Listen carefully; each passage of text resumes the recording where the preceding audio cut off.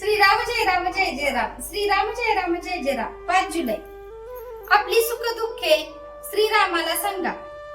तुम्ही सर्वजण छान सेवा करता आहात याबद्दल शंका नाही. अशी सेवा अखंड चालू ठेवा. त्यातच कल्याण आहे. त्यानेच आपण तरुण जाऊ. जरी कुणी काहीही सांगितले, ह्यात काय आहे, त्यात काय आहे, ह्याने काय होणार आहे असे म्हटले, तरी तुम्ही तिकडे लक्ष देऊ नका. परमेश्वराची सेवा वाढवावी तेवढी थोडीच आहे. तो फार मोठा आहे, अमर्याद आहे. त्याला पाहायला तशी सेवा ही फार मोठी करायला पाहिजे. त्याला पाहण्यासाठी तशी मोठी शक्ती ही आपल्याला लागेल. अर्जुनाला श्रीकृष्ण परमात्म्याने दिव्य दृष्टी देऊन दर्शन घडवले. ती दिव्य दृष्टी आपल्या जवळ नाही, पण ती मिळवण्याची शक्ती आपल्या जवळ आहे. भक्तीची प्रगती ही खरी शक्ती आणि त्याकरता अखंड नामस्मरण हेच खरे साधन.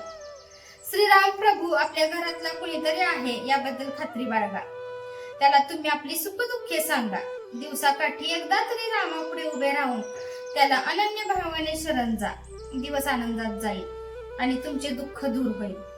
आपले ज्ञान, शक्ती, वैभव, सत्ता त्याच्या पुढे काहीच नाहीत. तेव्हा या सर्वाचा विसर पडून त्याला शरण जा आणि त्याच्या जवळ प्रेम मागा. देवा, आम्ही जे तुझे दर्शन घेतो ते सर्व बाह्य स्वरूपाचे. तुझे आम्हाला खरे दर्शन घडव. आम्ही अवगुण संपन्न असू. तुझे दर्शन व्हावे एवढी सेवा आमच्या जवळ नाही. परंतु तू आता आम्हाला क्षमा कर. यापुढे देवा कितीही संकटे येवो, आमच्या प्रारब्धाचे भोग आम्ही तुझ्या नामात आनंदाने भोगू. जे काही व्हायचे असेल ते होऊ दे. आमचे समाधान टिकून तुझ्या नामात आमचे प्रेम राहील एवढी तुझी कृपा असू दे. खरोखर परमेश्वर भक्ताचे मन पाहतो, त्याचा भाव पाहतो. एरवी तो त्याच्या जवळ असतो.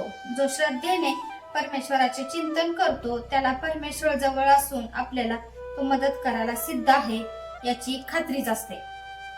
आपल्याला 2 मार्ग आहेत, एक श्रद्धेचा आणि दुसरा अनुभवाचा.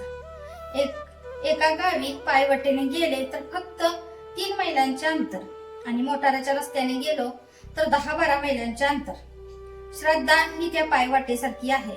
तिने चालले तर अंतर कमी पडेल. मोटारीचा मार्ग म्हणजे अनुभवाचा मार्ग. मोटार कुठे रस्त्यात बिघडली किंवा वाटेत कुठे अडथळा आला की प्रगती थांबते. त्याप्रमाणे अनुभवात काही चुकले की प्रगती खुंटते. तेव्हा शक्यतो आपण श्रद्धेचा मार्ग पत्करावा. सद्गुरूच्या शब्दावर विश्वास ठेवून श्रद्धेने आणि प्रेमाने नाम घ्यावे. जय जय रघुवीर समर्थ. आजचे बोधवाक्य. भगवंताचे नाम सिद्ध करून देणे हाच संतांचा जगावर सर्वात मोठा उपकार आहे.